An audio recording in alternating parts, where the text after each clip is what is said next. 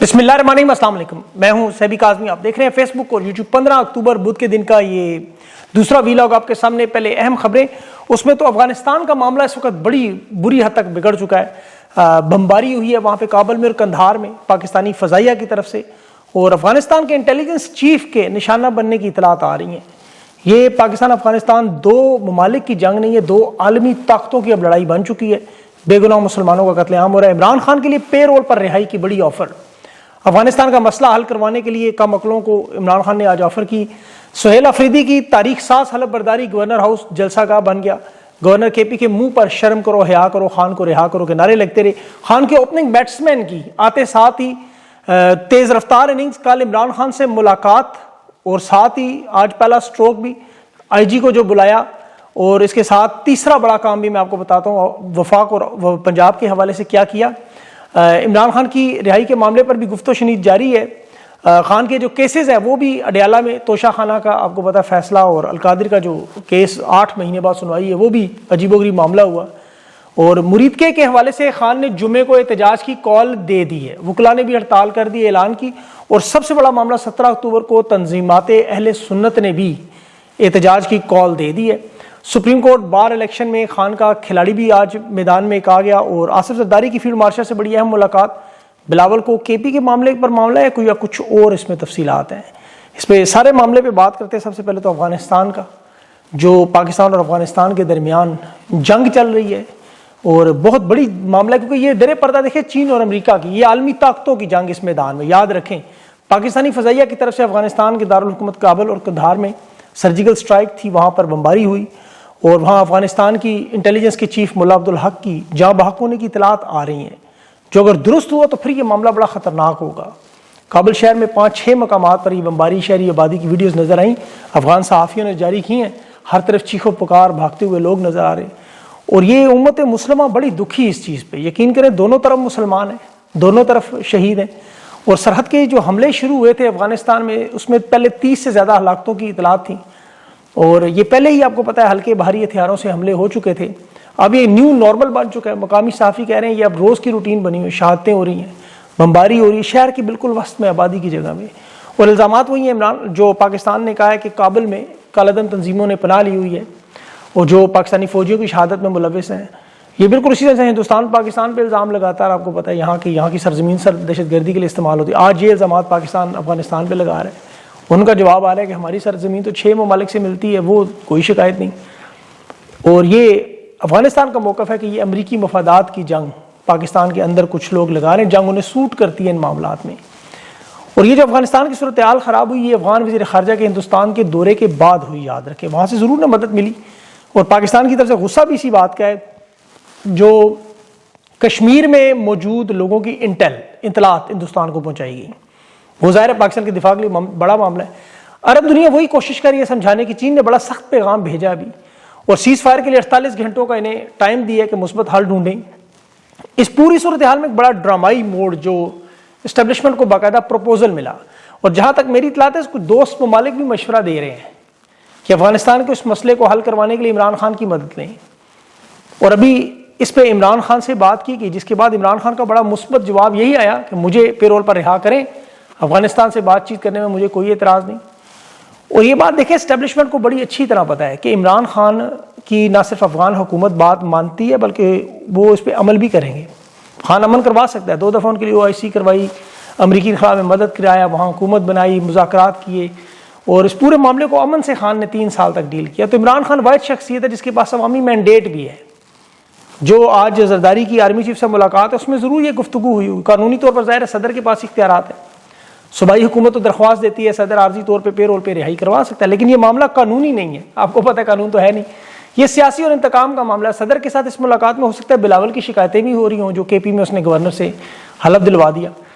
इमरान खान की जो आर्जी पेरोल पे जमानत पे रिहाई है, वो सूबाई हुकूमत का पंजाब लेवल का मामला है, जहाँ हुकूमत इस वक्त जनरल माफ़ कीजिएगा मरियम नवाज़ की है। और यहाँ पर आपको पता है रश्के कमर, ये दोनों इस नुक्ते पर इकट्ठे हैं खान के मामले पर। ये इमरान खान को भी जमानत पे ज़ाहिर रिहा इस तरह नहीं कर सकते। इसीलिए इमरान खान ने साथ ये भी कहा था कि डिक्टेटर कभी अमन नहीं ला सकता। ये तो बाकायदा मंसूबे के तहत सब कुछ किया जा रहा है। 3 नस्लों से रहने वाले अफगानियों को जिस तरह जलील करके निकाला जा रहा है, ये तो अमन की तरफ जाना ही नहीं चाहते। इन्हें जंग सूट करती है। لیکن بہرحال عمران خان کی رہائی کی بات ضرور ہوئی ہے پیرول پہ. اب اس میں انہیں خطرہ یہ ہے کہ عمران خان نے اگر یہ معاملہ حل کروا دیا تو پھر ظاہر ہے فیلڈ مارشل ہوں حکومت ہوں ان کا تو سیاسی بہت بڑا نقصان ہے. یہ تو مقبولیت اور ریٹنگ کے چکر میں لگے رہتے ہیں کہ ارد گرد جو لوگ ہیں وہ مشورہ کہہ دیتے ہیں آفس ہی تن کے رکھو, کھڑکا کے رکھو, دبا کے رکھو. انہوں نے کھڑکا کے رکھا ہوا ہے بالکل, لیکن اب یہ اس کھڑکنے سے چین کھڑک رہا ہے. اس کی $67 ارب کا سی پیک جو ہے وہ ملیا میٹ ہو رہا ہے.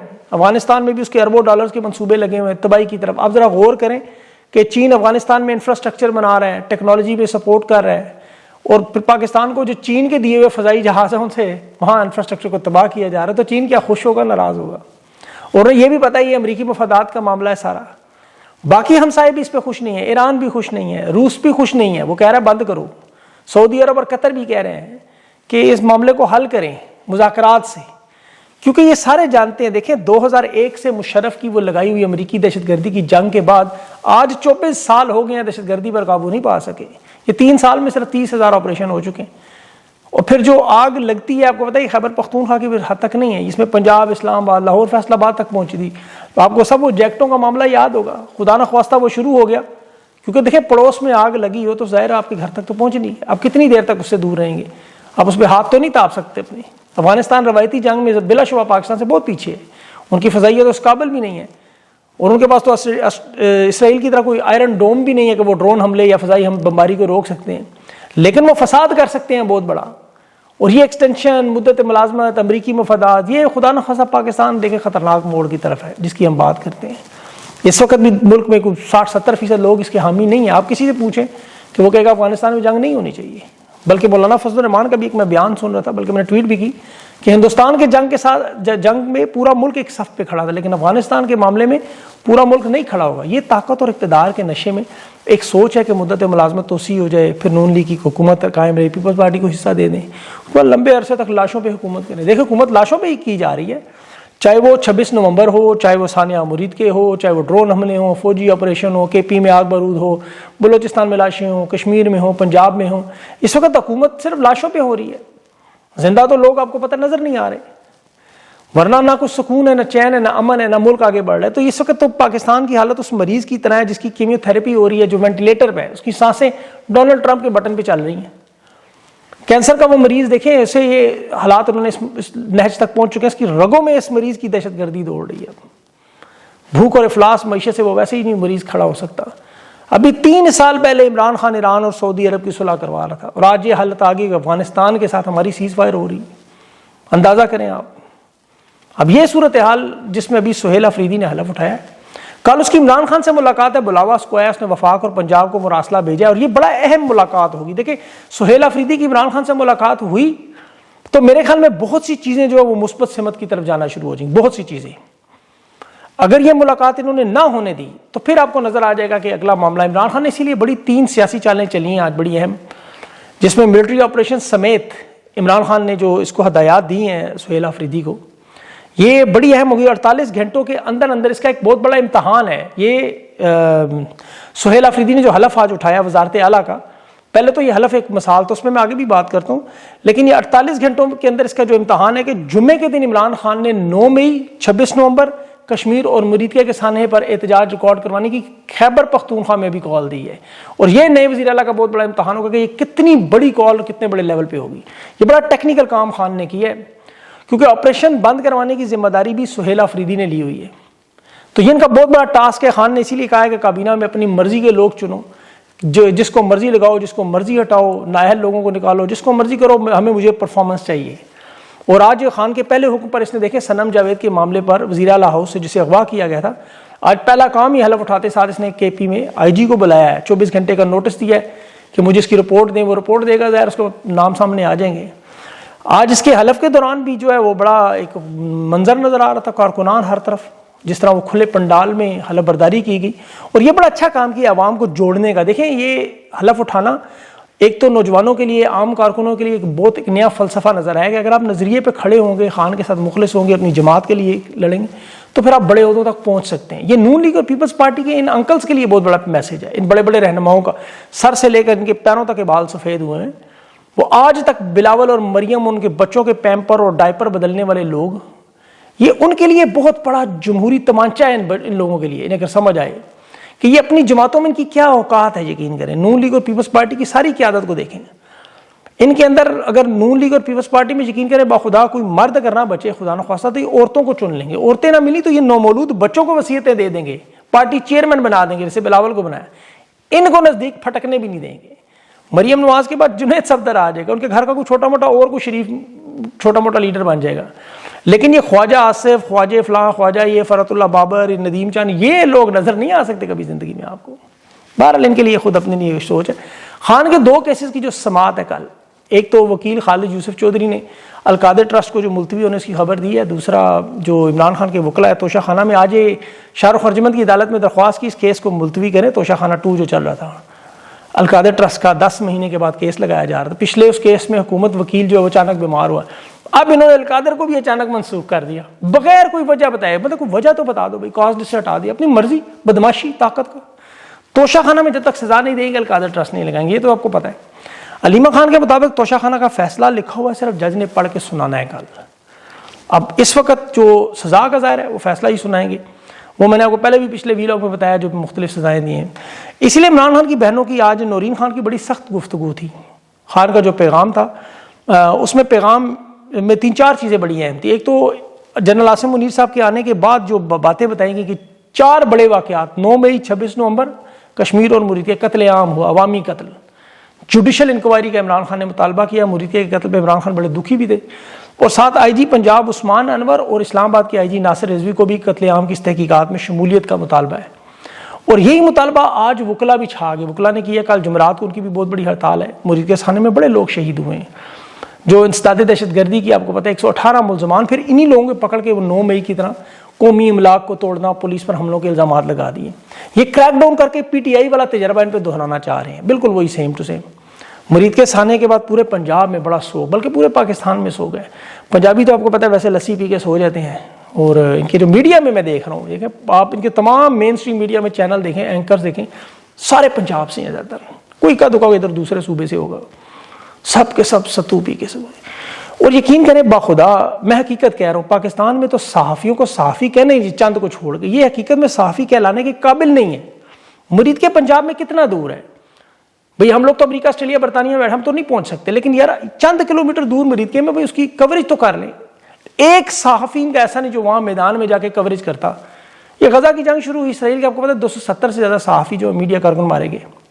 دنیا میں ہر جگہ 1700 صحافی اپنی نوکریوں کے درمیان اس کوریج میں مارے جا چکے. لیکن مجال ہے پاکستان کا کوئی صحافی کسی آپریشن کو آ کے دیکھ سکیں.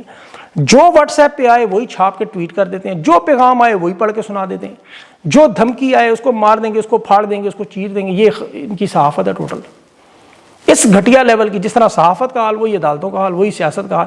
ایک واٹس ایپ گروپ میں ابھی میں کال دیکھ رہا تھا, لیک کال وہ پولیس والے کی, جو سما نیوز کے دعوے کی تصدیق کر رہا ہے کہ یہاں تو کوئی 500-600 بندوں سے زیادہ شہید ہوئے.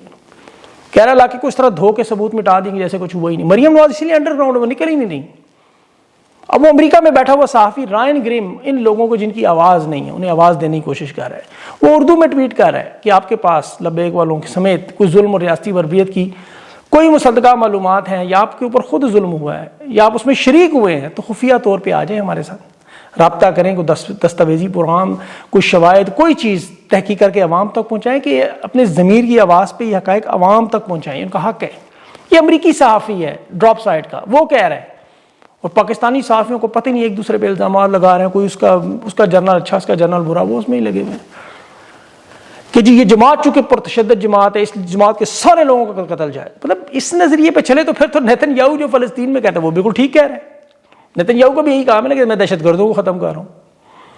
اس کے نظریے پہ چلیں تو پوری دنیا میں آپ دیکھ لیں جو کولیٹرل ڈیمیج اسے جائز قرار دیں. امریکی فوج جو عراق میں افغانستان جو کرتی رہی بالکل ٹھیک کرتی رہی. پھر دنیا میں ایک نظام ہے, ایک انصاف ہے, ایک قانون, اللہ نے ایک نظام بنایا ہوا ہے.